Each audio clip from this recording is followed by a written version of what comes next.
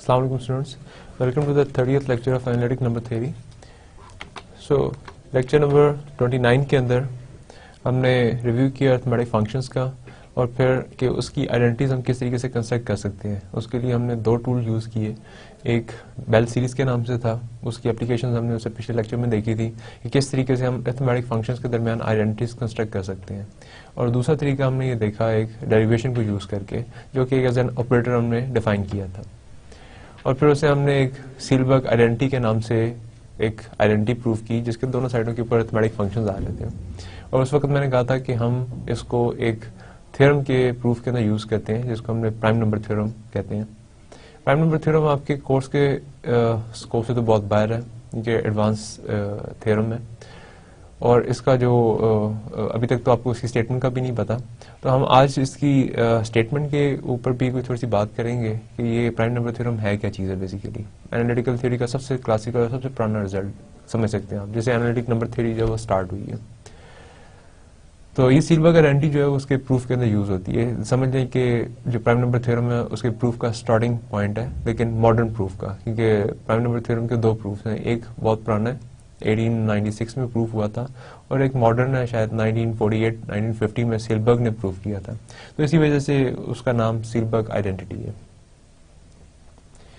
फिर हमने मोटिवेशन बताई, कुछ नोशंस थी उनको डिफाइन करने के लिए। तो मैंने बिग ओ नोशन डिफाइन की और बताया कि बिग ओ नोशन की मोटिवेशन क्या है। तो मोटिवेशन हमारे पास जो अरिथमेटिक फंक्शंस है उन्हीं से रिलेटेड है कि एक अरिथमेटिक फंक्शन लिख लिया, अब उसको एक वेल डिफाइंड फंक्शन की फॉर्म में लिखना चाहते हैं। अब वो तो हमारे पास पॉसिबल नहीं है, तो पहले उस प्रॉब्लम को थोड़ा सा रिलैक्स करके लेके आए ऑर्डर्स के लिए। तो उसके लिए मुझे एवरेज ऑर्डर डिफाइन करना पड़ा कि एक से लेके जिस नंबर तक भी आप जा रहे हैं उन सबको जमा कर दें और डिवाइड कर दें उसी नंबर से जितनी क्वांटिटी है। तो अगर 10 नंबर्स का आपने डिवाइजर फंक्शन लिया है, से अरिथमेटिक फंक्शन है, तो आपने 10 के ऊपर उनकी वैल्यूज कैलकुलेट की और डिवाइडेड बाय 10 कर दी। तो ये उसका ऑर्डर है पहली 10 का एवरेज ऑर्डर। तो इस तरीके से अगर मैं x के ऊपर कोई बाउंड ना रखूं और जनरल कोई फंक्शन बनाना चाहूं, तो उसके लिए जो मेरी नोशन होगी वो ये होगी, n which is natural number, it should be less than some x and in general f is any arithmetic function। तो ये और साथ 1 by x, तो ये मैं कहूँगा कि ये एवरेज ऑर्डर है ऑफ f ऑफ n, जो कि अरिथमेटिक फंक्शन था। अब मैंने कहा कि इस एवरेज ऑर्डर को कैलकुलेट करने के लिए ये 1 by x तो सिंपल सी टर्म है, मुझे इससे कोई प्रॉब्लम नहीं है। ये चीज़ इंपॉर्टेंट है, इसको कैसे कंस्ट्रक्ट करूं। n less than equal to x, f of n is what. So what I want is कि कुछ अच्छा सा फंक्शन हो प्लस कोई रफ सी टर्म हो। रफ सी टर्म से मुराद की जिसके अंदर मार्जिन हो फ्लक्चुएशन का। भाई कई जगहों के ऊपर तो बिल्कुल एक्यूरेट रिजल्ट दे दे, लेकिन अगर कई जगहों के ऊपर नहीं भी दे रहा तो कोई बात नहीं है, मैं थोड़ा सा मार्जिन रख सकता हूँ। ग्राफिकली अगर मैं रिप्रेजेंट करूँ तो कैसे करूँगा, मिसाल के तौर पे मेरा जो f ऑफ n ये वाला जो फंक्शन था ये चल रहा था से ऐसे से 1 मिनट के लिए मान लेते हैं कि ऐसे चल रहा था। अब मैं चाहता हूं कि कोई फंक्शन ऐसा हो जो कि इस फंक्शन को इंटरप्रेट कर दे और वो फंक्शन बड़ा वेल डिफाइन हो। तो हो सकता है कि फंक्शन जो है वो थोड़ा सा ज्यादा तरीके से डिफाइन हो, तो उसके अंदर मार्जिन कुछ आ रहा है। मार्जिन से मुराद कि जब वो इन पॉइंट्स के करीब होगा तो वैल्यूज तो तकरीबन बराबर है क्योंकि इंटरसेक्ट कर रहे हैं, तो एग्जैक्ट वैल्यू है। लेकिन जो इस पॉइंट से दूर होता जाएगा इस फंक्शन के अंदर और इस फंक्शन के अंदर डिफरेंस बढ़ता जाएगा। तो उसके अंदर भी मुझे रफ टर्म जो डिफाइन करनी है वो भी एक वेरिएशनल किस्म की टर्म होनी चाहिए कि भाई कई जगहों के ऊपर तो ये बिल्कुल ठीक काम करे और कई जगहों के ऊपर कुछ थोड़ा बहुत गलती हो जाए, मतलब मेरे फंक्शन जिसको मैं अप्रोक्सीमेट करने की कोशिश कर रहा था उससे दूर हो जाए। अब ये जो रफ टर्म्स हैं इनको डिफाइन करने के लिए ये हमारी मोटिवेशन थी इन नोशंस को डिफाइन करने की, बिग ओ नोशन को, स्मॉल ओ नोशन को और एसिम्प्टोटिक को। तो लास्ट लेक्चर के अंदर हमने बिग ओ नोशन की थी, एक छोटी सी एग्जांपल की थी कि अगर मैं ट्रिग्नोमेट्रिक फंक्शन लूँ साइन ऑफ एक्स तो वो बिग ओ नोशन के अंदर क्या है। तो एक दफा उसको थोड़ा सा रिविजिट करते हैं बिग ओ नोशन को और बाकी दो नोशन जो है उनको डिफाइन करते हैं।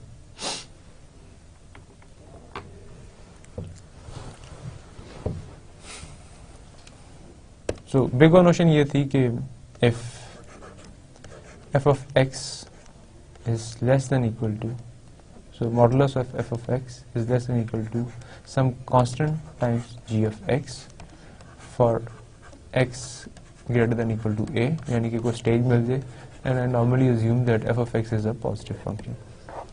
अगर ऐसा हो तो मैं इसको इस तरीके से लिखूंगा कि f of x is equal to o of g of x. तो पहले लास्ट लेक्चर में मैंने ये जो f of x का क्वोशंट g of x के साथ आ रहा था, इसकी ज्योमेट्रिक इंटरप्रिटेशन समझाई इस डेफिनेशन के हिसाब से कि एक स्ट्रिप चलनी चाहिए जिसकी ऊपर वाली वैल्यू m है, नीचे वाली वैल्यू -m है, तो ये जो क्वोशंट है ये उस स्ट्रिप के दरमियान चले, इससे बाहर ऊपर भी नहीं जा सकता m से और नीचे भी नहीं जा सकता। अब इन जनरल में f of x और g of x दो फंक्शन बना लेता हूँ, तो तब ये फंक्शंस की ज्योमेट्रिक इस डेफिनेशन की इंटरप्रिटेशन क्या, मैं क्वोशंट का फंक्शन नहीं बनाना चाहता बल्कि इंडिपेंडेंटली f of x का और इंडिपेंडेंटली g of x का बनाना चाहता हूँ। तो मिसाल के तौर पे मैं एक टफ सी शेप बनाता हूँ। g of x फंक्शन है, से ये g of x फंक्शन है, तो ये मेरे पास एक फंक्शन है, ये f of x है। मैं एक और फंक्शन बनाता हूँ इसके ऊपर से, वो ये फंक्शन है, ये आया, ये और ये ऐसे, इसके ऊपर ये ऐसे जा रहा है और ये ऐसे जा रहा है। सो ये f of x की कर्व है और ये जो मैंने कर्व बनाई है ये g of x की है, ये g of x की कर्व है, ये ऐसे आगे चलेगी, इससे आगे इसका बिहेवियर यही रहता है और इससे आगे इसका बिहेवियर यही रहता है। मैं इस पॉइंट ऑफ इंटरसेक्शन का नाम ए कंसिडर कर लेता हूँ।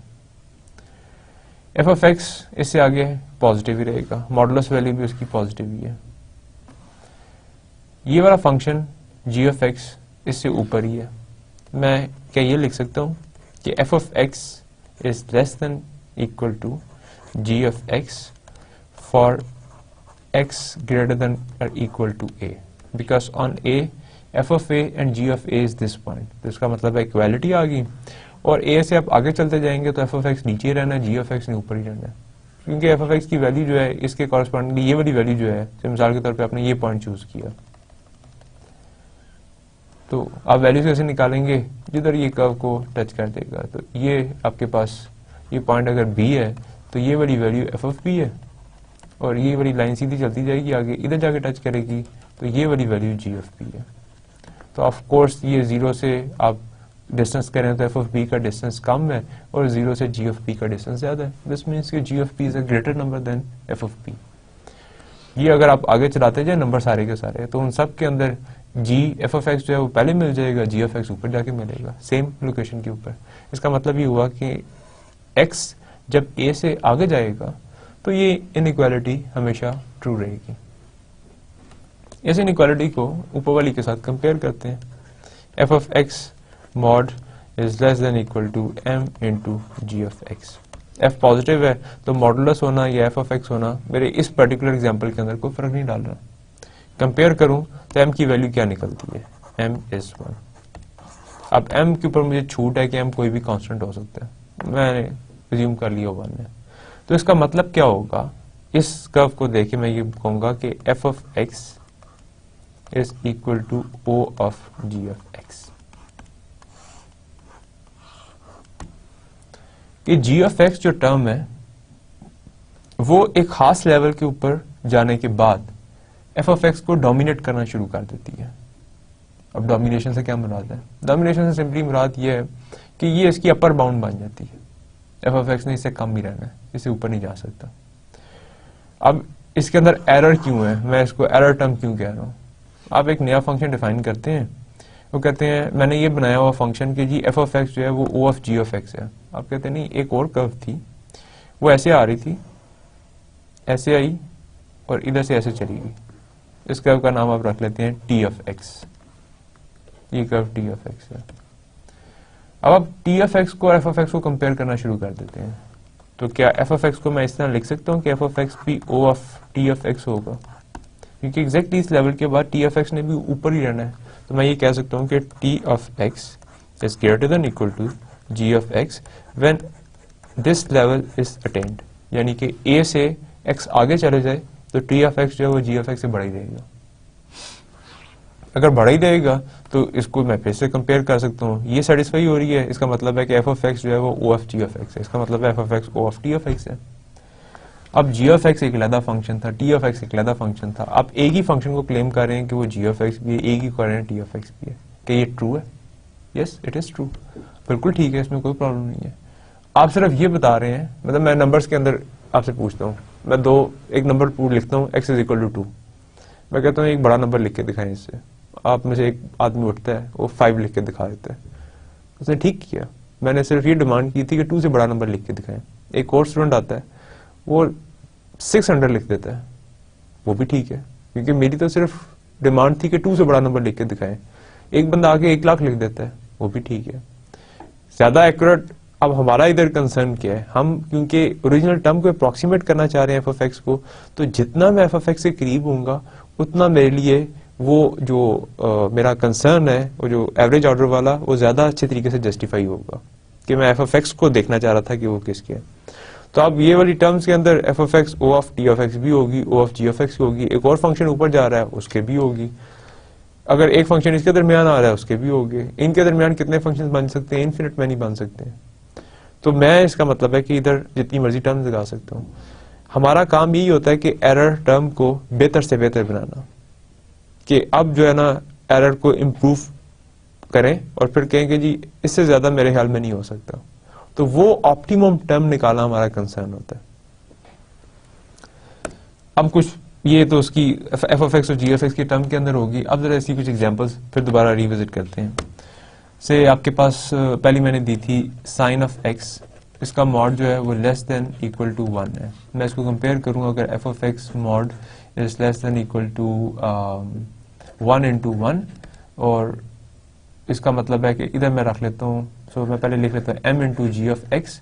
तो मैं अगर इसको इसके साथ कंपेयर करूँ तो एफ ऑफ एक्स की वैल्यू मेरे पास आ रही है साइन ऑफ एक्स, m की वैल्यू आ रही है 1, और इसके साथ में फिर g ऑफ एक्स की जगह फिर 1 लिख देता हूँ, तो g ऑफ एक्स की जो वैल्यू आ रही है दैट इज आल्सो 1। तो ये डेफिनेशन का क्लेम ये करती है कि f of x is o of g of x. तो इस हिसाब से ये क्लेम ये करेगा कि sine of x is o of 1। जिस तरीके से लास्ट लेक्चर में मैं इसके ऊपर जोर दे रहा था कि साइन ऑफ एक्स एक ऐसा फंक्शन है जिसको एक कांस्टेंट जो है वो बाउंड कर सकता है, यानी कि कांस्टेंट की जो कर्व है वो उसके लिए डोमिनेंट कर्व है, यानी कि x इज इक्वल टू 1 उसके लिए डोमिनेंट कर्व है, वो उसे नीचे रहेगा हमेशा। तो मेरे लिए तो इतनी भी रिलैक्सेशन है कि किसी एक खास लेवल के बाद जाके हो जाए उसकी भी जरूरत नहीं है मुझे। इसी तरीके से कॉज ऑफ एक्स के लिए भी मैं कह सकता हूँ कि cos of x is less than 1, then this means कि कॉज ऑफ एक्स की जो ऑर्डर है, मैं इसको ऑर्डर तो नहीं कह सकता, सो जो इसका बिग नोशन है दैट इज ओ ऑफ 1। अब आप इधर ये भी क्लेम कर सकते हैं कि जी साइन ऑफ एक्स की वैल्यू तो 2 से भी कम रहती है, ऑफ कोर्स अगर 1 से कम रहती है तो 2 से भी कम रहती है। इसके साथ फिर मैं ये वाली लगाऊं तो इसका मतलब ये निकलेगा कि sine of x is o of 2, o of 3, o of 4, o of 5। बहुत अच्छी बात है, मैं उनमें से सब मिनिमम बता रहा हूँ। और कांस्टेंट है तो कांस्टेंट कोई भी लगाओ मुझे फर्क नहीं पड़ता, क्योंकि m की वैल्यू पे मेरा ये डेफिनेशन डिपेंडेंट ही नहीं है। m जैसा मर्जी हो वो फर्क नहीं पड़ता, मुझे सिर्फ और सिर्फ एक फंक्शन चाहिए जिसके मल्टीपल से वो काम हो, तो इसलिए मेरा काम हो जाएगा, यानी कि डोमिनेटिंग टर्म चाहिए। पॉलिनोमियल्स की एग्जांपल लेते हैं, उधर क्या होता है। पॉलिनोमियल एक लेते हैं, ऐसे 3 डिग्री का पॉलिनोमियल लेते हैं, x cube plus 7x square plus 2x plus 5। ये मेरे पास एक वो है, मैं निकालना चाह रहा हूँ कि कोई ऐसी टर्म बताएं जिसका ये बिग ओ ऑफ ये बन जाए। मैं इसी टर्म से बनाना शुरू करता हूँ, x cube plus 7x square plus 2x plus 5 is less than equal to x cube, तो एक्स क्यूब का लेस होगा। क्या एक्स स्क्वायर छोटा होता है एक्स क्यूब से अगर x की वैल्यू आप 1 से बड़ी लगाना शुरू कर दें? ऑफ कोर्स होता है। क्या x छोटा होता है x क्यूब से अगर x की वैल्यू 1 से बड़ी लगाना शुरू कर दें? ये भी ट्रू है। क्या 5 छोटा होता है x क्यूब से अगर एक्स की वैल्यू 1 से छोटी लगानी शुरू कर दें, ये सारे के सारे एक्स क्यूब से कम होते हैं। अब मैं इनके साथ 7 भी मल्टीप्लाई कर दूं फिर भी कोई फर्क नहीं पड़ेगा। तो 7x² जो है वो एक्स क्यूब से छोटा होगा, 2x एक्स क्यूब से छोटा होगा, 5x क्यूब से छोटा होगा। मैंने इन सब की डोमिनेंट टर्म्स को एक्स क्यूब भी रख लिया। ये क्या लिखा हुआ है 4 टाइम्स ऑफ एक्स क्यूब। अब मैं इसको कह देता हूँ ये f ऑफ x है, इसको कह देता हूँ कि ये m है और इसको कह देता हूँ कि ये g ऑफ x है। तो ये लिखा हुआ है f of x is less than equal to m into g of x। इसका मतलब ये हुआ कि x cube plus 7x² plus 2x plus 5 का जो बिग और नोशन है दैट इज एक्स क्यूब। इसकी डोमिनेटिंग टर्म जो है वो एक्स क्यूब है।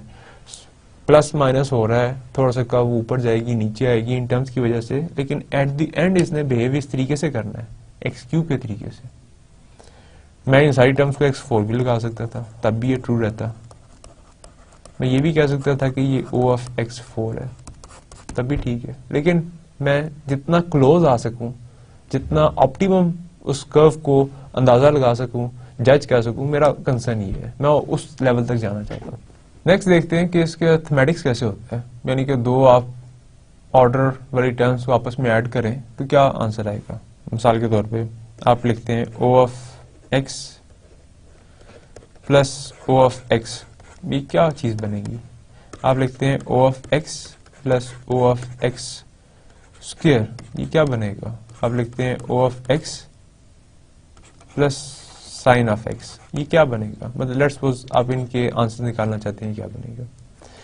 पहले को देखता हूँ, इसका नाम रख लें कोई। o ऑफ x जो है वो f ऑफ x है और o ऑफ x एक और आपने लिखा हुआ है वो g ऑफ x है। मैं इन जनरल कह देता हूँ क्योंकि मुझे नहीं पता कि ये x दोनों सेम टर्म से ही आया या नहीं आया। इसका मतलब क्या है कि f of x is less than equal to some m times of x, और इसका मतलब है कि g of x is less than equal to some another constant, मैं उसका नाम m1 रख लेता हूँ, इनटू x। मैं इन दोनों को ऐड करता हूँ, ये दोनों तो मुझे गिवन है। f of x plus g of x is less than equal to mx plus m1x। This means कि m plus m1 into x आ गया। ये भी एक कांस्टेंट था, ये भी एक कांस्टेंट था। f of x plus g of x जो है वो लेस देन आ रहा है 1 कांस्टेंट टाइम्स x। ये क्या बनेगा, दिस मीन्स कि f of x plus g of x is again o of x। पर f ऑफ x और g ऑफ x क्या थे, o of x, o of x, तो ये इसके बराबर आ गया o ऑफ x। अब वो जो मैं जिस तरीके से आपको इंटरप्रिटेशन दे रहा हूँ इस डेफिनेशन की, वो क्या है कि भाई ये डोमिनेटिंग टर्म है, तो दोनों अगर x से डोमिनेट हो रहे हैं तो उनका सम भी x से डोमिनेट हो जाएगा। मैं तो सिर्फ डोमिनेटिंग टर्म के अंदर इंटरेस्टेड था, जितनी दफा मर्जी लिख लें। x और x स्क्वायर है, इसकी डोमिनेटिंग टर्म क्या है। ऑटोमेटिकली अगर वो x से एक कर्व कम रहती है तो x स्क्वायर से तो बाय डिफॉल्ट रहेगी। इन दोनों की डोमिनेटिंग टर्म x स्क्वायर है। मैं इस तरीके से इसको सॉल्व भी कर सकता हूँ। ये देखें ये क्या होगा, o of x plus sine of x। Sine of x के लिए अभी आपने देखा है इसकी डोमिनेटिंग टर्म कांस्टेंट है। अब आपके पास o of x plus o of 1 लिखा हुआ है, यानी कि ये वाली टर्म का नाम अगर f ऑफ x है और ये वाली टर्म का नाम g ऑफ x है, तो f ऑफ x जो है वो लेस रहता है m टाइम्स ऑफ x और g ऑफ x जो है वो कम रहता है सम कांस्टेंट। सो बेसिकली क्योंकि मेरे पास वो 1 लिखा हुआ है तो मैं m इंटू 1 लिख सकता हूँ। इधर m1 लगा देता हूँ। m1 की वैल्यू इस पर्टिकुलर केस में 1 है, लेकिन जरूरी नहीं है, कुछ भी हो सकती है। इन दोनों को अगर आप ऐड करें तो f of x plus g of x is less than equal to mx plus m1 into 1। अब मैं इसको एक स्टेप फर्दर देखता हूँ। Plus g of x is less than m of x plus m1 into 1 is 1। इसको मैं less than कह देता हूँ m of x plus m1 of x, और क्लेम भी करता हूँ कि 1 जो है वो x से छोटा रहेगा अगर x की वैल्यू 5 से बड़ी हो जाए। जारी बात है, 5 से आगे 5, 6, 7 चले, तो 1 ने अगर छोटा रहना था x से तो मैंने यहाँ 1 की जगह x लगा दिया। ये किसके बराबर आ गया, m plus m1 of x। अब ओरिजिनल टर्म लिखी हुई है f of x plus g of x is less than equal to some constant into x। इसका मतलब है कि f(x) plus g of x इसके बराबर होगा ओ ऑफ एक्स के, और एफ ऑफ एक्स क्या था, o of x, g of x ये था, ये बराबर आ रहा है ओ ऑफ एक्स के। इसका मतलब है कि it is o of x. ये चीज जो है ना, ये क्योंकि कांस्टेंट से बाउंड हो रही है और मेरी ओरिजिनल कर्व जो है वो एक्स से बाउंड हो रही है, तो एक्स तो चलता रहता है। X is just like the, जो कि सेंटर से क्रॉस करता है रीजन को और बिल्कुल डायगोनली चलता है प्लेन के अंदर, क्वाड्रेंट को फर्स्ट को काटता है और फिर इस क्वाड्रेंट को। तो इस तरीके से हमारे पास जो बिग ओ नोशन है उसकी अरिथमेटिक्स काम करती है। अब हम फर्दर नोशंस डिफाइन करते हैं और देखते हैं कि उनकी अरिथमेटिक्स कैसे काम करती है। तो स्मॉल ओ नोशन क्या है, पहले से आपके पास f of x and g of x are two arithmetic functions.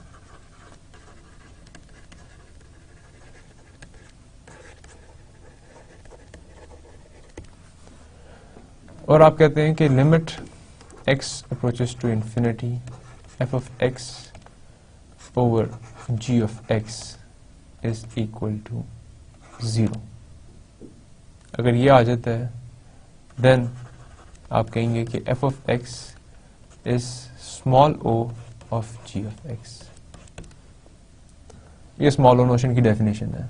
आपने x अप्लाई किया इन्फिनिटी की तरफ और क्वोशंट लिया, क्वोशंट लेने से आंसर 0 आ गया, तो तब आप कहेंगे कि ये इसका एफ ऑफ एक्स जो है वो small o of g of x है। अगर डेफिनेशन आप देखें तो समहाउ ये डेफिनेशन ये बता रही है कि इसकी ग्रोथ इसकी निस्बत बहुत तेज है। एक्स अप्रोचेस टू इंफिनिटी, नीचे वाला हिस्सा बहुत तेजी से ग्रो कर रहा है जिसकी वजह से इसका आंसर 0 आ रहा है। तो ये हिस्सा बहुत तेजी से इंफिनिटी की तरफ जा रहा है, ये मिल जाता है। मिसाल के तौर पे मैं सिंपल सी एग्जांपल कंस्ट्रक्ट करते हैं जो इसको देख के हम बनाए। मैं एफ ऑफ एक्स कहता हूँ is 1 and g of x is equal to x। मेरे पास ये f of x over g of x क्या बनेगा, it is 1 by x। मैं लिमिट लगाता हूँ इसके ऊपर, x approaches to infinity 1 by x, it is 0।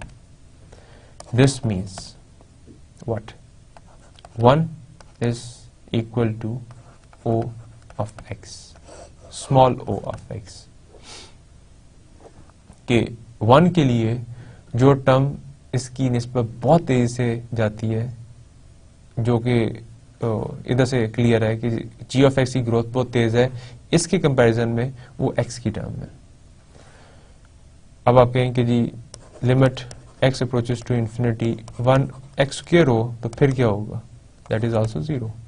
This means कि 1 जो है वो ओ ऑफ एक्स स्क्वायर भी है। अगर x उसकी 1 की निस्बत बहुत तेजी से ग्रो कर रही थी तो एक्स स्क्वायर तो बहुत ही तेजी से करेगी, एक्स क्यूब तो उससे भी तेज करेगी, एक्स फोर तो उससे भी तेज करेगी। तो ये इस फंक्शन की जो, जिस फंक्शन को आप स्मॉल ओ की नोशन देते हैं उस देख रहे होते हैं कि in comparison to this f of x इसकी ग्रोथ कितनी तेज है। ये स्मॉल ओ नोशन है। इसी पे अभी एक्सरसाइज देखते हैं।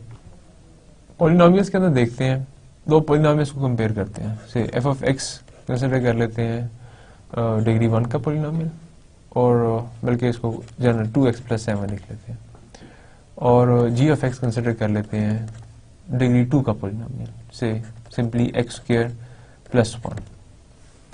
लिमिट कैलकुलेट करते हैं x approaches to infinity f of x over g of x। Limit x approaches to infinity 2x + 7 over x² + 1। क्या आएगी लिमिट? एक तरीका ये है कि आप उसको डिवाइड कर दें मैक्सिमम पावर से और सिंप्लीफाई कर लें, क्योंकि ये इन्फिनिटी बाय इन्फिनिटी फॉर्म बनने के मैं directly L'Hopital rule use कर सकता हूँ। सो विच सेज के it is equal to the derivatives of both 2, it is 2 and it is 2x, cancel हुआ, बाकी आपके पास बचा limit x approaches to infinity 1 by x which is 0। क्योंकि ये 0 आ रही है तो मैं ये क्लेम करूंगा कि 2x + 7 is small o of x² + 1। यानी कि इसके मुकाबले में इसकी ग्रोथ बहुत तेज है, ये बड़ी तेजी से ग्रो कर रही है। स्ट्रेट लाइन से मैं ये सिंपली करता हूं, दिस इज y = x। 1 के ऊपर ये 1 ही होगी, पैराबोला बनाता हूं, दिस इज y = x²। इसकी ग्रोथ और y = x की ग्रोथ देखें, ये ऐसे तेजी से ऊपर की तरफ जा रहा है, ये स्लो जा रहा है, तो इसकी ग्रोथ इसकी निस्बत बहुत तेज है। मैं ये कह सकता हूँ क्या कि x is equal to small o of x square. मैं लिमिट चेक कर लेता हूँ, x approaches to infinity x over x square, this is exactly equal to limit x approaches to infinity 1 by x, it is 0, this means it is true. और ये उसकी जो हमारे पास graphical representation है उससे भी क्लियर है। नेक्स्ट हमारी डेफिनेशन है एसिम्प्टोटिक फंक्शन की। सो एफ ऑफ एक्स इसी तरीके से और जी ऑफ एक्स जो है be any functions. Last definition के अंदर हमने कहा कि अरिथमेटिक फंक्शंस से कोई फर्क नहीं पड़ता क्योंकि सब किस्म के फंक्शंस के लिए ये डेफिनेशन वर्क करती है। सो इन जनरल हम इसको डिफाइन कर सकते हैं ऐसे बाकियों को भी, लेकिन पर्टिकुलरली मैंने अरिथमेटिक फंक्शंस के लिए की है।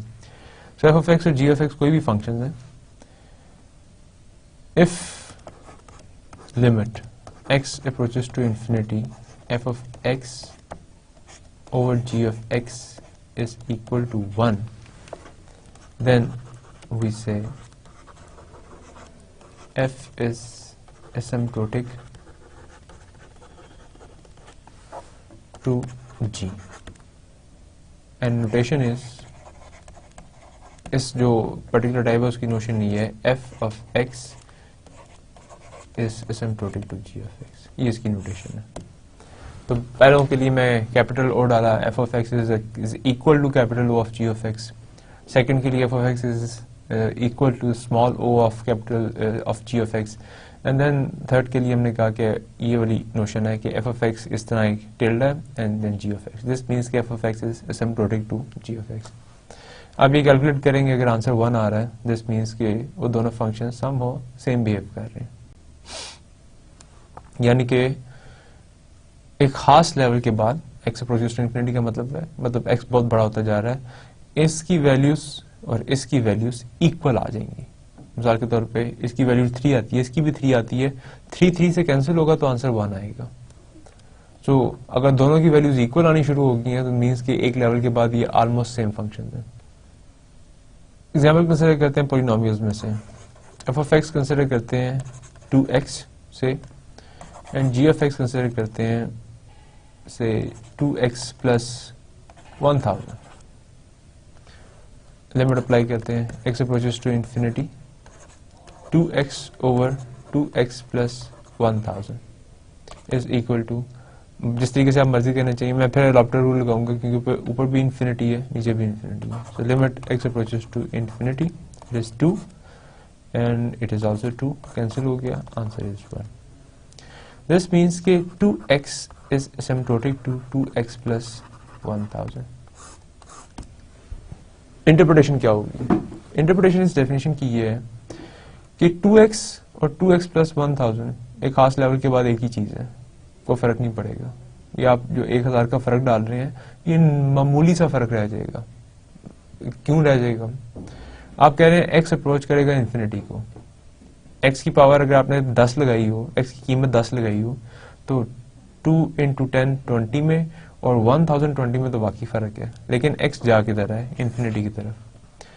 जब x की वैल्यू से इधर तक पहुंच जाए 10 रेज़ टू पावर से 10 रेज़ टू पावर 10 तक ये नंबर पड़ा हो तो फिर ये 1000 की क्या वक़्त रह जाएगी? कुछ भी नहीं, बिल्कुल स्मॉल सी क्वांटिटी होगी। तो वो जो थोड़ी सी डेविएशन रह जाएगी उससे मुझे कंसर्न नहीं है। तो ये जो टिल्डा की है ये ऑलमोस्ट इक्वालिटी है कि ये एक खास लेवल के बाद जाके फंक्शन तकरीबन बराबर हो जाते हैं। तो अगर आप कंपेयर करें तो अब आपको आइडिया एक रफ सा हो रहा होगा कि बिग ओ किस हद तक दो फंक्शंस को आपस में रिलेट करता है, ये एसिम्प्टोटिक जो है ये किस हद तक करता है, और फिर जो हमारे पास जो स्मॉल ओ है वो क्या चीज बताता है। प्राइम नंबर थ्योरम की मैंने बात की थी, मैं सिर्फ उसकी स्टेटमेंट की बात करता हूँ आज कि प्राइम नंबर थ्योरम है क्या, क्योंकि ये आपको कम से कम आइडिया जरूर होना चाहिए student of analytic number theory और स्टूडेंट ऑफ नंबर थ्योरी कि प्राइम नंबर थ्योरम है क्या चीज है। हम एक फंक्शन डिफाइन करते हैं pi of x. Pi of x करता क्या है? Is a count of all primes less than or equal to x। It depends कि आपने x जो है वो नेचुरल नंबर तो नहीं ले लिया। अगर आपने एक ऐसा नेचुरल नंबर ले लिया जो खुद प्राइम है तो मैं उसका भी शामिल कर लूंगा काउंट के अंदर। मिसाल के ऊपर आप मुझसे पूछते हैं कि जी पाई ऑफ 10 की वैल्यू क्या है, तो मैं 1 से लेके 10 तक सारे प्राइम लिख लूंगा और उनमें से जो प्राइम होंगे उनको काउंट कर लूंगा। सो 2 प्राइम है, 3 प्राइम है, 5 प्राइम है, 7 प्राइम है, तो पाई ऑफ 10 की वैल्यू 4 है। आप मुझे कहते हैं जी पाई ऑफ 20 की वैल्यू क्या है, मैं 20 तक सारे लिख लूंगा। पहले 10 तक 4 आगे 11 प्राइम है, 13 प्राइम है, 17 प्राइम है और 19 प्राइम है, तो इधर 8 आ गई वैल्यू। इस तरीके से पाई ऑफ 100 क्या होगा, अब मैं 100 तक सारे प्राइम देखूं और फिर चेक करूंगी क्या होगा। पाई ऑफ जी 1000 क्या होगा, pi of 10 raise to power 10 क्या होगा, पाई ऑफ से ये number multiply by 10 raise to power 10 multiply by 10 raise to power 10, इतना बड़ा नंबर है, इसका आंसर क्या होगा। अब डेफिनेशन के हिसाब से तो इसका मतलब ये है कि मुझे 1 से लेकर 1000 तक सारा नंबर लिखना पड़ेगा। फिर मैं वो जो सीव मेथड किया था, सीव ऑफ एराटोस्थेनिस, उसको यूज करूंगा, सारे प्राइम उसमें से जो कंपोजिट नंबर है वो काटता जाऊंगा, जो बाकी बच जाएंगे उनका काउंट करूंगा और वो जो काउंट है वो इसका आंसर आएगा। तो ये तो एक निकालने में ही जो है ना 2 घंटे गुजर जाएंगे, और अगर इसमें 2 घंटे गुजरेंगे तो हो सकता है इसमें 2 दिन गुजर जाएं और इसमें शायद 2 महीने गुजर जाएं। तो ये काम तो हम नहीं कर सकते, ऑफ कोर्स ये एफिशिएंट नहीं है। अब प्राइम नंबर थ्योरम जो है वो ये कहता है कि ये वाला जो फंक्शन है ये एसिम्प्टोटिक है इस फंक्शन के, और ये जो गेस किया था ये लेजेंडर ने और गॉस ने गेस किया था। 2 मैथमेटिशियंस थे जिनको इस गेस का सेरा जाता है। मैंने एक दफा पहले भी जिक्र किया था कि पुराने वक्तों के जो लोग थे वो प्राइम नंबर से बड़े मुतासिर थे, तो वो क्या करते थे कि बड़े बड़े लिख लेते थे टेबल्स, जिस तरह 1 से लेके 1000 तक लिख लिए, और सी मेथड से उसमें से सब जो प्राइम नहीं थे वो खत्म करते जाते थे। तो उनके पास रिकॉर्ड था बड़े बड़े टेबल्स के थ्रू कि 1 से लेके 1000 तक कौन से प्राइम है, 1 से लेके 10,000 तक कौन से प्राइम है, एंड सो ऑन। उन टेबल्स को देख के इन 2 मैथमेटिशियंस ने गेस किया था कि ये जो फंक्शन है ये एसिम्प्टोटिक है इस फंक्शन के। अब ये एक बहुत बड़ा रिजल्ट है, अब आप इसकी पावर देखें कितना बड़ा रिजल्ट है। पाई ऑफ एक्स काउंट है, मेरे पास कोई तरीका नहीं है, और उन्होंने कहा कि नहीं, एक्स और लॉग ऑफ एक्स का अगर आप क्वेश्चन कर लेना तो ये इसकी एसिम्प्टोटिक है। अब एसिम्प्टोटिक की ये मैंने इसलिए इधर ऐड किया प्राइम नंबर थ्योरम की स्टेटमेंट, क्योंकि मैं एसिम्प्टोटिक जो है उसकी एग्जांपल के तौर पे चाह रहा था। तो अब मैं अगर ये नोशन यूज किया तो इसका मतलब क्या होगा कि limit x approaches to infinity pi x over x into log of x should be equal to 1। कई टेक्स्ट में आपको इस तरह लिखेगा, कई में इसको भी सिंप्लीफाई कर लेते हैं। Limit x approaches to infinity pi of x into log of x over x is equal to 1, कहीं में ऐसे लिखा होगा।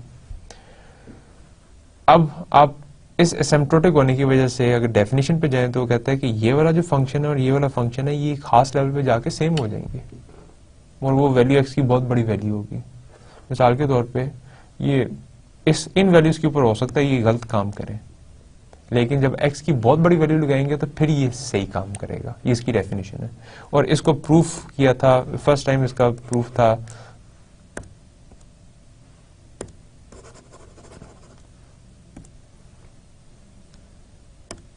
इसका जो फर्स्ट प्रूफ था वो आया था 1896 के अंदर, और इसी थ्योरम का जिसके लिए मैंने आपको सीलबर्ग आइडेंटिटी प्रूफ करवाई थी, ये प्रूफ कई 1948 के करीब आया था। तो फर्स्ट और सेकंड में बहुत फर्क था। ये बहुत ही कॉम्प्लिकेटेड प्रूफ था क्योंकि रिजल्ट बहुत ही कॉम्प्लिकेटेड और इंटरेस्टिंग था, तो इसलिए बहुत लोगों ने इसके ऊपर काम किया किस तरीके से ये प्रूफ कर सके। इनका ये कंजेक्चर था, गेस था कि हमारे हिसाब से पाई ऑफ एक्स जो काउंट है प्राइम नंबर्स का एक खास सही से पीछे तक, वो इस तरह बिहेव करेगा। तो इसने सबसे पहले इधर 1896 में प्रूफ हुआ, उसके बाद इसको इम्प्रूव किया, उसी प्रूफ को ज्यादा एलिमेंट्री मेथड्स के थ्रू प्रूफ करने की कोशिश की। वो एलिमेंट्री मेथड्स क्या थे? वो elementary methods exactly arithmetic functions थे। अरिथमेटिक फंक्शंस बनाए और उनके थ्रू उसको प्रूफ करने की कोशिश की, और उसके अंदर जो सबसे इंपॉर्टेंट आइडेंटिटी थी जिसके थ्रू ये प्रूफ हुआ वो सीलबर्ग की आइडेंटिटी थी, जो आज हमने प्रूफ की है। आज प्रूफ किया नहीं, उसमें सबसे इंपॉर्टेंट जो है वो सिल्वा की आइडेंटिटी थी जो हमने लास्ट लेक्चर के अंदर प्रूव की है। अब देखें, मैंने ये लेट्स सपोज कैलकुलेट करना है, मैं इसको कहता हूं कि ये बराबर होगा, एसिम्प्टोटिक होगा इस फंक्शन के। तो ऊपर आप 10⁻10 निकालें और नीचे log 10 कैलकुलेट कर लें। अगर आपने इसकी बेस 100 रखी हुई है तो जो भी ये नंबर आ रहा है इसको कैलकुलेट कर लें।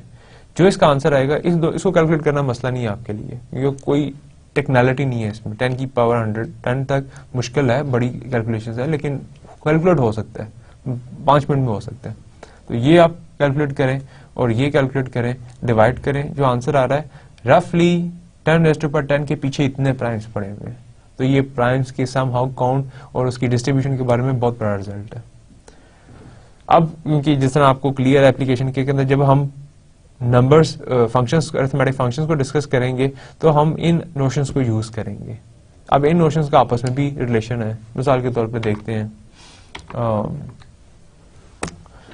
तो पहले हम देखते हैं एसिम्प्टोटिक का रिलेशन स्मॉल ओ नोशन के साथ। तो सपोज के f of x is asymptotic to g of x. इसका मतलब क्या है? इसका मतलब यह है कि f of x limit x approaches to infinity g of x is equal to 1। मैं इसको कहता हूं कि limit x approaches to infinity f of x g of x is equal to, इस 1 की जगह एक टर्म लिखते हैं, x approaches to infinity g of x over g of x. कोई फर्क तो नहीं पड़ा, सेम रहा, कैंसिल आउट होगा, 1 आ जाएगा और उसके ऊपर 1 के ऊपर एक्स की टर्म ही कोई नहीं पड़ी हुई, तो लिमिट अप्लाई होने के बाद आंसर फिर 1 आ जाएगा। तो ये इसके बराबर लिखा जा सकता है। इसको उठा के साइड पर ले आए तो ये आ गया limit x approaches to infinity f of x over g of x minus g of x over g of x. LCM लें, limit x approaches to infinity g of x, ऊपर आ गया f of x minus g of x, और इस side के ऊपर आपके पास minus उठा के इस साइड पे ले आए तो इस साइड पे 0 रह जाएगा, इधर आपके पास 0 पड़ा हुआ है। ये ऊपर वाला एक फंक्शन है, ये नीचे एक फंक्शन है। ऊपर वाले फंक्शन से नीचे वाले फंक्शन के ऊपर अप्लाई किया तो आंसर 0 आ रहा है। इसका मतलब है कि f of x minus g of x, यानी कि ऊपर वाला फंक्शन बराबर है small o of g of x. इसका मतलब हुआ कि एफ ऑफ एक्स बराबर है g of x plus small o of g of x. ये रिलेशन आ गया आपके पास जो इधर से ड्राइव हुआ कि अगर ये लिखा हो कि एफ ऑफ एक्स जो है वो एसिम्प्टोटिक है जी ऑफ एक्स में, तो स्मॉल ओ के अंदर उसका ये मतलब है कि f of x is equal to g of x plus small o of g of x. इस तरीके से आप बहुत सारे रिलेशन और डेफिनेशन अगर आपके पास हो तो इनको प्लस माइनस करके देखते जाएं, बहुत सारे रिलेशन डेवलप कर सकते हैं। मिसाल के तौर पे एक और रिलेशन देखते हैं बिग ओ के साथ। सपोज करें कि एफ ऑफ एक्स जो है वो बिग ओ है 1 का, कांस्टेंट का। इसका मतलब क्या होगा कि f of x is less than equal to m है। हम इसके दोनों साइडों के ऊपर एक्स के साथ डिवाइड कर सकते हैं। F of x is less than m by x, ये इसकी डोमिनेटिंग टर्म आ गई है। मैं अगर लिमिट अप्लाई कर दूं इसके ऊपर, limit x approaches to infinity f of x over x is less than equal to limit x approaches to infinity m by x, ऊपर तो कांस्टेंट है उसको बाहर निकाल लें, तो limit x approaches to infinity 1 by x, इसको किया तो ये 0 आ गई। इसकी डोमिनेटिंग टर्म जो है वो 0 पे जा रही है। एफ ऑफ एक्स मैं अज्यूम कर लेता हूँ कि मैंने पॉजिटिव कंसिडर किया हुआ, ये भी टर्म पॉजिटिव है, ये भी पॉजिटिव है, लेस देन इक्वल टू 0 जा रही है। लेस की तो पॉसिबिलिटी नहीं रहेगी, सिर्फ एक पॉसिबिलिटी रहेगी कि इक्वल टू 0। अगर limit x approaches to infinity f of x by x equal to 0 आ रही है तो उसका क्या मतलब है? So limit x approaches to infinity f of x by x is equal to 0। This means कि f of x is small o of x। तो स्टार्ट मैंने किया था f of x is big O of 1 implies that f of x is small o of x। ये इनका relation है कि अगर f of x बाउंड हो रहा है 1 से तो इसका मतलब ये है कि f of x जो है x उसके हिसाब से बहुत बड़ी टर्म है, उसको किल कर देगी, इसकी ग्रोथ उसके हिसाब से बहुत ज्यादा तेज है। तो इंटरप्रिटेशन और नोशन के हिसाब से, मतलब अगर आप नोशन डिफरेंट लगा लें तो इंटरप्रिटेशन दोनों की सेम है कि अगर कांस्टेंट से बाउंड हो रहा है तो जारी बात है एक्स ने तो बहुत तेजी से जाना है, उसकी ग्रोथ तो बहुत तेज है। तो इस तरीके से लिखा हो या ये लिखा हो, ये एक ही चीज है, नोशन डिफरेंट है। अब हम चलते हैं अपने नेक्स्ट कंसर्न की तरफ कि ये सब कुछ हमने सेटिंग कर ली। सेटिंग से मुराद के देख लिया कि अरिथमेटिक फंक्शन को किस तरह डील करना है। उनके लिए पहले एवरेज ऑर्डर्स बनाएंगे, एवरेज ऑर्डर्स जो है उनको लिखेंगे sum of from well known functions plus some error terms, जिनके मुतालिक हम सिर्फ उनके बिहेवियर के मुतालिक डिस्कस करना चाहते हैं कि ग्रोथ कैसे कर रहा है, तेजी से कर रहा है या नहीं कर रहा, बाउंडेड है या नहीं है। तो वो हमने इन नोशंस के ऊपर छोड़ दिया। अब हम देखते हैं कि हम निकालेंगे कैसे, यानी कि एक फंक्शन आपके पास अरिथमेटिक फंक्शन गिवन है, उसका एवरेज ऑर्डर निकालेंगे कैसे, कैसे उसके अंदर से वेल नोन फंक्शन अलग करेंगे और बाकी एरर टर्म अलग करेंगे। तो उसके लिए जो हमारे पास टूल है, इनिशियल टूल जो है वो आयलर समेशन फार्मूला है। तो इसको पहले प्रूव करते हैं आयलर समेशन फार्मूला क्या चीज है। पहले इसकी स्टेटमेंट देखें। मैं इसको थ्योरम की फॉर्म में लिखता हूं। If F dash is continuous, मैं f के बारे में बात नहीं कर रहा बल्कि उसके डेरिवेटिव के बारे में बात कर रहा हूँ कि f primes means the first derivative of f is continuous on the interval y(x) with 0 is less than y is less than x, so it is strictly less than u, then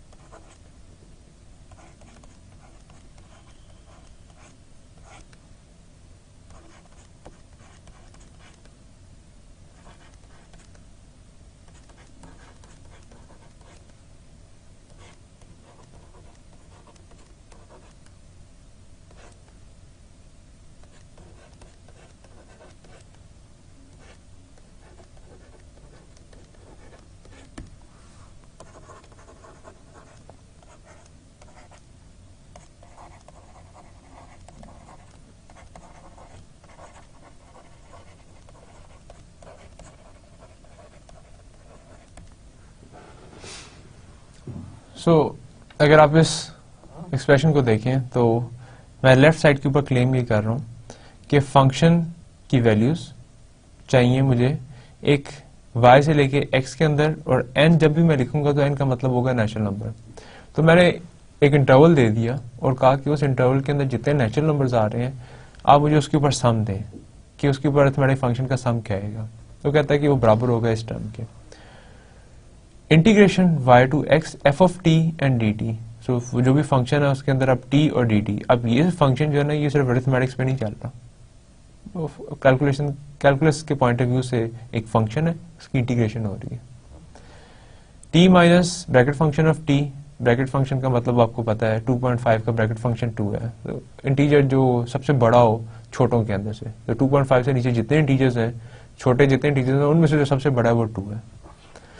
आगे f dash means first derivative dt plus f of x bracket minus x, ये उसका negative fractional part आ जाएगा। मिसाल के तौर पे अगर x की वैल्यू 2.5 हो तो ये आ जाएगा 2.5 का ब्रैकेट फंक्शन 2 माइनस 2.5, तो minus 0.5 minus f of y यानी कि नीचे वाली लिमिट, और ये इसका फ्रैक्शनल पार्ट जो है y माइनस y नेगेटिव के अंदर। तो ये जो मेरे पास सम बनेगा, अब ये बड़ा एक मतलब एक कहने के अम्यूजिंग किस्म का रिजल्ट है कि इस साइड के ऊपर आप क्लेम कर रहे हैं कि फंक्शन जो है वो सिर्फ और सिर्फ नेचुरल नंबर्स के ऊपर वैल्यूज देगा, उसका सम करेगा एक इंटरवल के दरमियान। एक एग्जांपल इसको समझना जरूरी है, इंपॉर्टेंट है ये। आप कहते हैं जी मैंने जो इंटरवल चूज की है वो चूज की है 0.5 से लेके 11.23 तक। अब ये सम क्या है, ये कहता है 0.5 is less than n is less than equal to 11.23 and f of n। 0.5 से लेके 11.23 के दरमियान कौन कौन से इंटीजर्स आते हैं। 0.5 से अगला इंटीजर 1 आता है, f(1) plus f(2) plus f(3) so on f(11). 11.23 से अगला इंटीजर 12 है, वो मैं शामिल नहीं करूंगा। तो ये जो सम है इन पॉइंट्स के ऊपर, 11 पॉइंट्स के ऊपर, वो कहता है आप इस फॉर्मूला से निकाल सकते हैं। तो हमारा तो अरिथमेटिक फंक्शंस के अंदर मसला ही वो एक था कि वो जो फंक्शंस थे वो सिर्फ और सिर्फ इंटीजर वैल्यूज के ऊपर हमें पड़े हुए थे और उनको देख के हमने निकालना था, कैसे निकालें। तो वो अब उसने प्रॉब्लम आसान कर दी कि अगर ये हम एक मिनट के लिए मान लेते हैं कि हमने इसे प्रूफ कर दिया है, जिसको हम अभी प्रूफ करेंगे थोड़ी देर में, तो फिर बड़ा काम आसान हो गया कि इस साइड के ऊपर जो फंक्शंस हैं वो समहाउ समझ में आ रहे हैं कि भाई एक फंक्शन लिखा होगा, उसकी इंटीग्रेशन कैसे करनी है, डिफरेंस है, उसका डेरिवेटिव आगे लगा हुआ इंटीग्रेशन है, इधर सिर्फ उन एंड पॉइंट्स के ऊपर वैल्यूज लगानी है उनकी, इधर भी y की वैल्यू आपके पास गिवन होगी, x की वैल्यू गिवन होगी, लगाएंगे तो आपके पास समहाउ उसका सम आ जाएगा। ये वाली टर्म जो है हम बाद में जाके देखेंगे हमेशा बड़े आसानी से कैलकुलेट हो जाएगी, ये टर्म्स भी आसानी से हो जाएंगी, ये टर्म प्रॉब्लम पैदा करेगी और इस टर्म को हम समहाउ एरर के साथ इसी तरीके से कर देंगे। तो मोर और लेस हमारे पास जो टर्म्स प्रॉब्लम पैदा करेंगी उनमें ये भी शामिल होंगी। मैं ये नहीं कह रहा कि कभी नहीं होगी, लेकिन ये टर्म हमेशा पास क्लियर आ जाएगी। तो ये वो मेन टर्म आ जाएगी जो हम वेल नोन फंक्शन के फॉर्म में चाहते थे, और बाकी जो है ना हम कोशिश करेंगे कि जितना निकल सके निकाल लें और बाकी एरर के तौर पे छोड़ दें। तो ये हमारे पास मेन टूल है इसको करने का। सो अब देखते हैं इसका प्रूफ।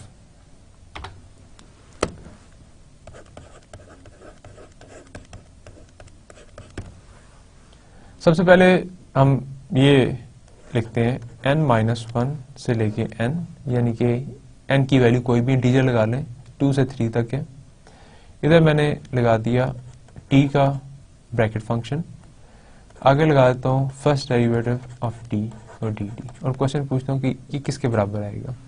अब t ने वेरी करना है n-1 से n के दरमियान, और इंटीग्रल साइन है, तो इंटीग्रल में आपको पता है कि जो एंड वैल्यूज हैं ये तो काउंट नहीं होती, क्योंकि एरिया अंडर 1 पॉइंट इज 0, वो तो होगा नहीं।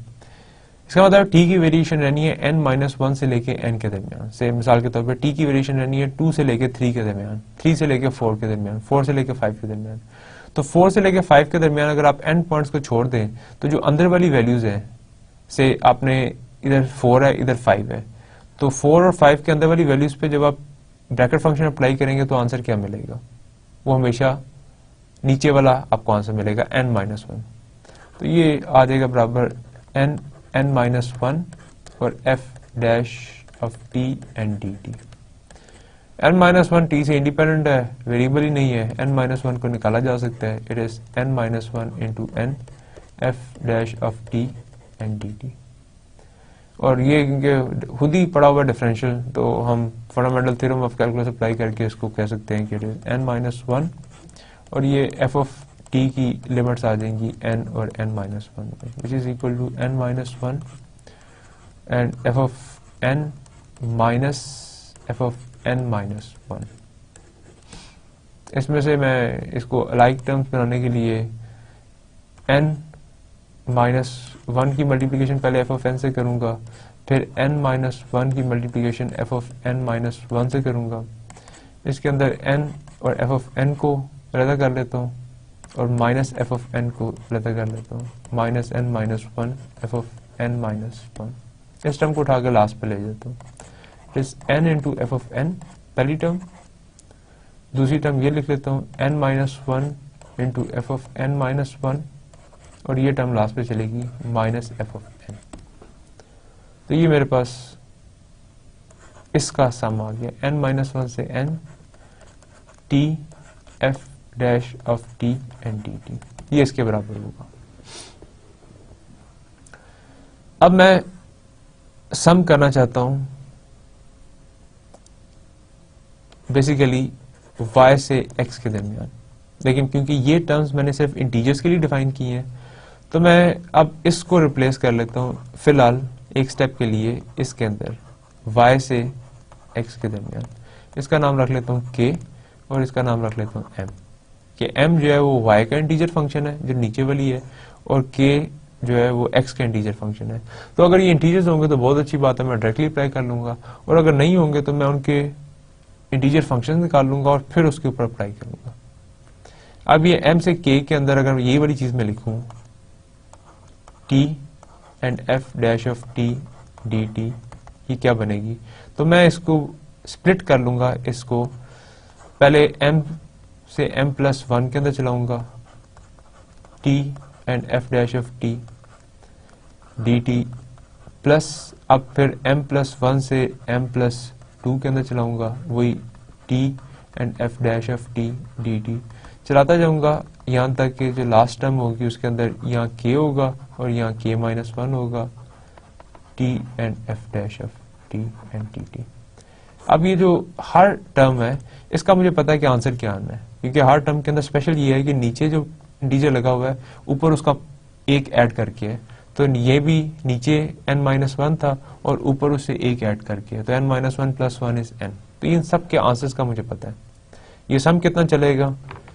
इसका मतलब है कि ये जो सम होगा y का जो ब्रैकेट फंक्शन है x के ब्रैकेट फंक्शन तक जा रहा है t f dash of t dt, ये सम आ जाएगा m, सो मैं n लगाता हूँ n m प्लस 1 से k तक, और ये वो टर्म है कि हर टर्म का ये आंसर आना है, तो मैं ये वाली सम उधर सब्स्टिट्यूट कर देता हूँ। n f of n minus n minus 1 into f of n minus 1 and minus f of n, और इस पूरे के ऊपर सम चल रहा है। अब अगर आप ये सम चलाएं तो ये देखें ये अगली टर्म है और ये एग्जैक्टली उससे पिछली टर्म है। n में एक कम करेंगे n-1 और इधर n में एक कम करेंगे तो f ऑफ n-1। मिसाल के तौर पे मैं एक एग्जांपल कंसिडर करता हूँ। m की वैल्यू हम रखते हैं 3, तो n की वैल्यू आ जाएगी 4 और k की वैल्यू रखते हैं 6। तो ये 4 से लेके 6 तक चला के देखते हैं सम क्या बनता है। सम 4 से 6 तक n की वैल्यू और n f of n minus n minus 1 f of n minus 1, इसको अलग कर लेते हैं और इसको ऊपर भी सम चला देते हैं 4 से 6 f ऑफ n, स्प्लिट कर दिया सम को। इसकी पहली वैल्यू है 4 into F of 4 minus 3 into F of 3, n 4 लगाया, प्लस अगली value 5 into F of 5 minus 4 into F of 4, उससे अगली value 6 into F of 6 minus 5 into F of 5, और माइनस ये वैसे ही लगा रहने देता हूँ, इसको बाद में एक्सप्लेन करते हैं। इसके अंदर ये इससे कैंसिल हुआ, ये इससे कैंसिल हुआ, टर्म बची 6 into F of 6 minus 3 into F of 3। 6 और 6 मैक्सिमम टर्म थी और ये अगर 4 थी तो उससे एक टर्म पीछे है, यानी कि अगर ये n 4 था तो m की वैल्यू 3 थी, तो ये 3 से स्टार्ट हो रही है। तो इस पूरी का सम अब मैं इस एग्जांपल के बाद डायरेक्टली लिखना चाहता हूँ। ये बराबर होगा m to k t f dash of t and dt is equal to, first term is k f of k, last term is m f of m minus ये सम आपके पास इधर से इधर तक चलेगा n m प्लस 1 से लेके k तक f of n तक। और अगर मैं इस एक्सप्रेशन को अब m और k की जगह x और y में कन्वर्ट कर दूं तो इधर मेरे पास सिर्फ और सिर्फ इन टर्म्स के ऊपर फर्क पड़ेगा और इस टर्म के ऊपर फर्क पड़ेगा। दिस मीन्स कि it is y to x t f dash of t dt is equal to k into f of x minus m into f of y। ये मैंने वैसे अंदर सिर्फ चेंज कर दिया, माइनस और ये वाली टर्म्स मेरे पास बनेगी y is less than n is less than equal to x and f of n, क्योंकि m प्लस 1 से स्टार्ट हो रहा है तो y से आगे है। m जो है वो ब्रैकेट फंक्शन था y का, तो ये क्योंकि m प्लस 1 से स्टार्ट किया था तो ब्रैकेट फंक्शन से प्लस 1 करेंगे तो ऑटोमेटिकली y को क्रॉस कर देगा। मिसाल के तौर पे y की वैल्यू 3.5 थी, 3.5 को आपने ब्रैकेट फंक्शन लिया, आंसर आया 3, जब आप उसमें 1 ऐड करेंगे तो ऑटोमेटिकली 3.5 को क्रॉस कर देगा। तो इसका मतलब है कि y मैं नहीं ले सकता, तो ये वाली आइडेंटिटी आ जाएगी, इसको नाम दे लें ए का। अब दूसरी एक आइडेंटिटी कंसिडर करता हूं मैं, एक और आइडेंटिटी है से मैं इंटीग्रेशन करता हूं y to x f of t and dt की, ये किसके बराबर आएगी। तो क्योंकि एक ही फंक्शन है और इसका मुझे नहीं पता, तो मैं एक फंक्शन 1 कंसिडर कर लेता हूं। तो आपको पता है कि ये आ जाएगा x and y 1 into D T, ऐसे आ जाएगा, साथ f ऑफ t आपके पास लगा हुआ है, माइनस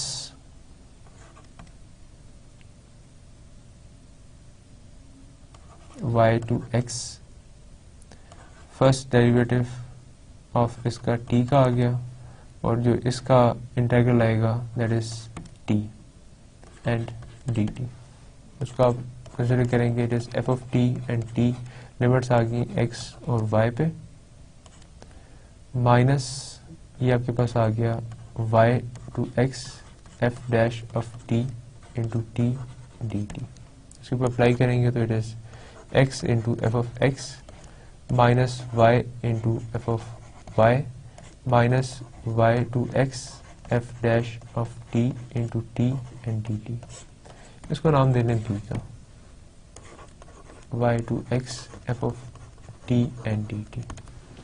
मैं a को भी इसके सामने दोबारा एक दफा लिख लेता हूँ। सो a जो मेरे पास टर्म आई थी वो आई थी y to x t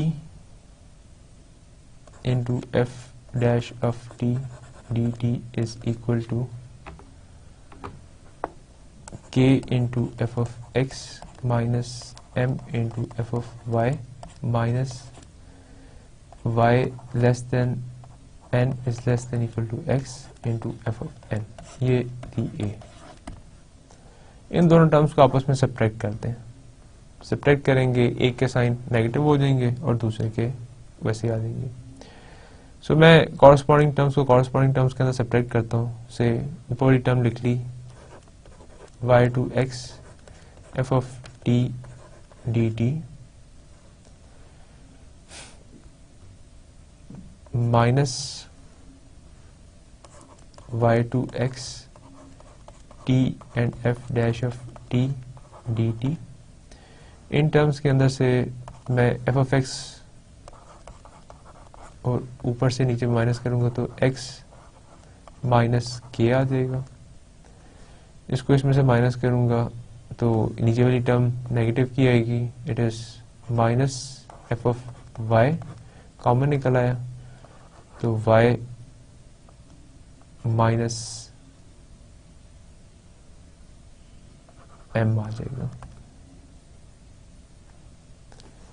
minus y to x f dash of t t dt plus sum y less than n less than equal to x, ये टर्म आ गई। इस एक टर्म को एक साइड पे रहने दें f ऑफ n को, और बाकी सब को एक साइड पे लिख लें। तो ये आपके पास आ गया y less than n less than equal to x f of n is equal to, अब हम इन टर्म्स को बाकी सबको साइड पे लेके जाके जो अलाइक टर्म्स हैं उनको इकट्ठा कर लेते हैं। इसके अंदर फर्स्ट डेरिवेटिव आ रहा है, इसमें फर्स्ट डेरिवेटिव आ रहा है, इसको इकट्ठा करेंगे ये वैसी लिखी रहेगी। So it is y to x f of t dt, वैसी आ गई।